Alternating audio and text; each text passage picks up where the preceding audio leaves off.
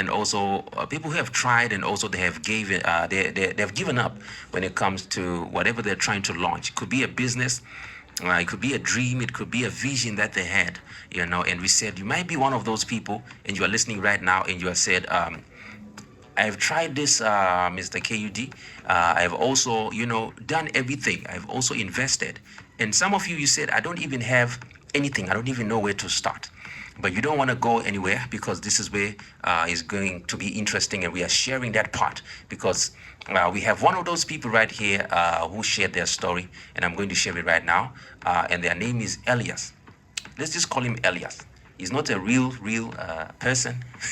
Because I don't want to, be exposing people out there. So let's just call him Elias. So 2 years ago, Elias started collecting bottle, cans or plastic bottles, whichever you want to call it, around his neighborhood in Bugurini, or Buguruni, sorry for the pronunciation, to sell to a recycling company.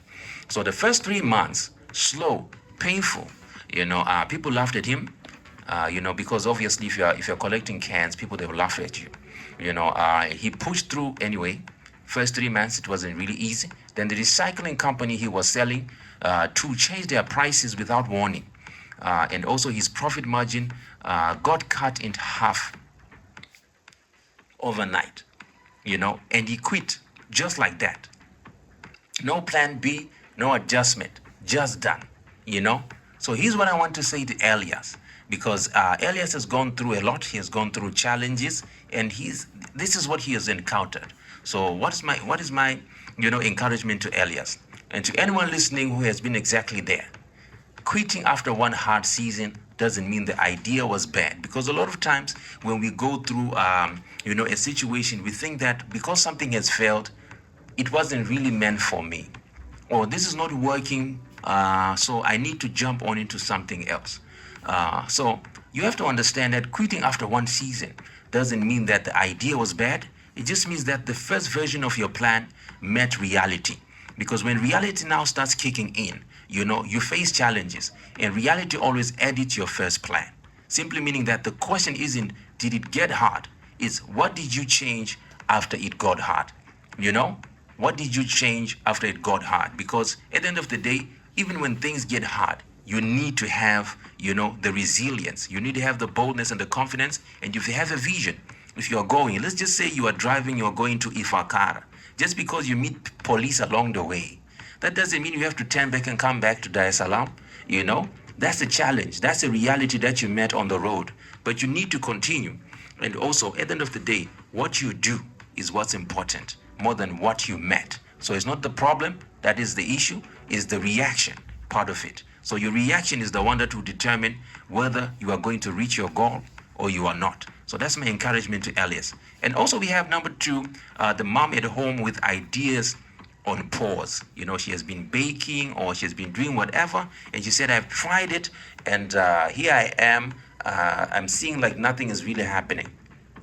I'm a stay-at-home mom, and I've been trying to do whatever that I'm trying to do, but it's not really working out. So let's talk about her. The mother sitting at home right now, maybe listening to me while folding laundry. She's just finishing ironing, who has had a business idea in her head for over a year. Maybe it's reselling organic vegetables, she wants to be a street vendor, she wants to sell fruits, or she wants to sell, matunda. She wants to sell, whatever that she wants to sell. And this idea has been there for a while in her head, and she also wants to, make soap, like natural soap at home. Maybe something else entirely, whatever it is, but every day she tells herself, not today, maybe next month.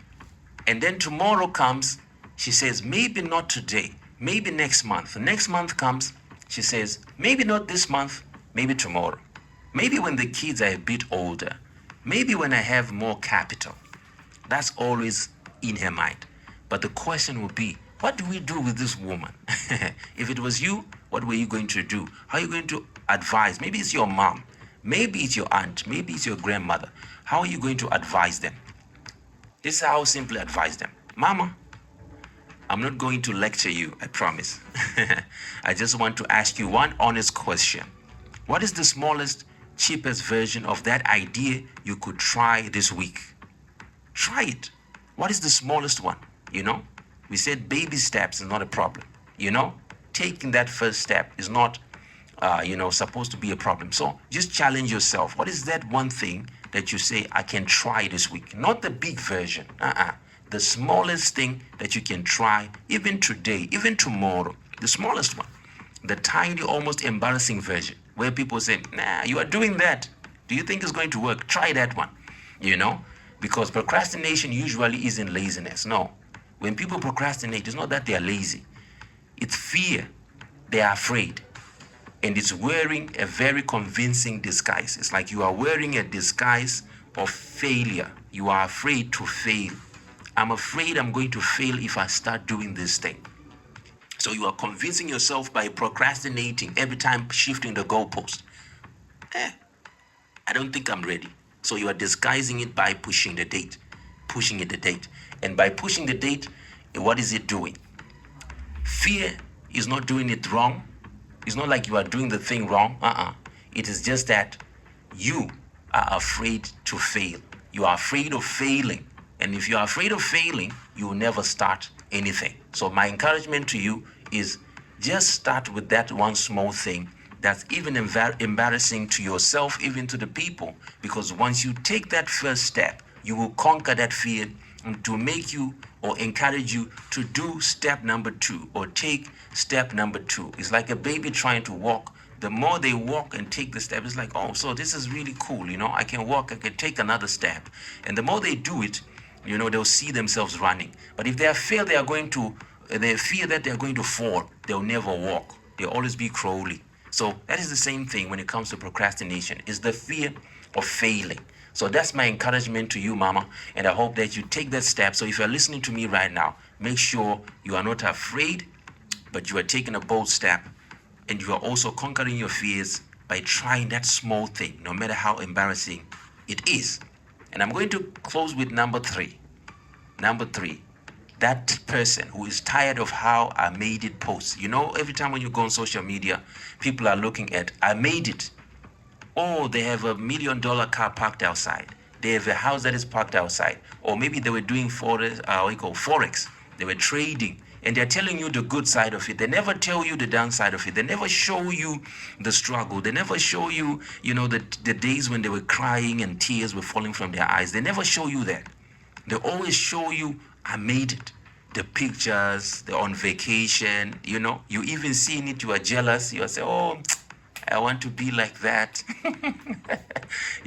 So all of the time, you are challenging yourself. You are even going through the extremes.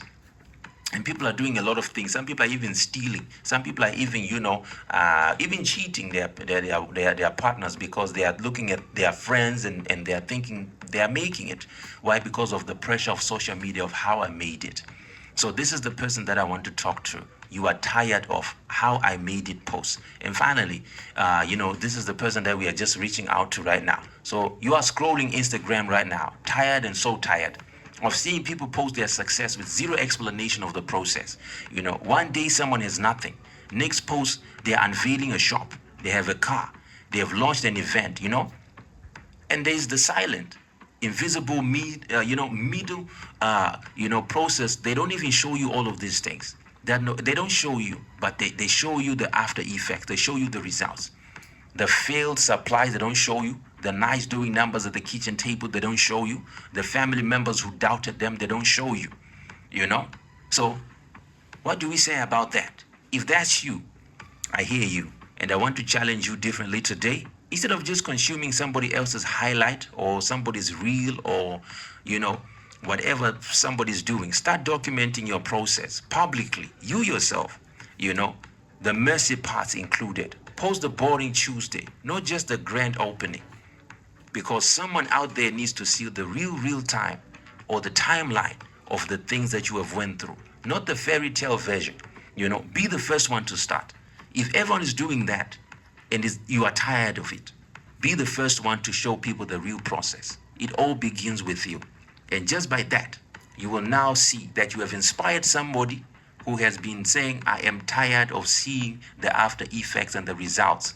And this is the reason why people procrastinate. This is why people, they are afraid, because they think everyone else has made it. And me, if I take the first step, I'm going to fail and I'm not going to be achieving that which I need to achieve. And they just sit at home and 1 year is passing, 2 years is passing. Why? Because of a facade and something that is in their mind, which is just an illusion.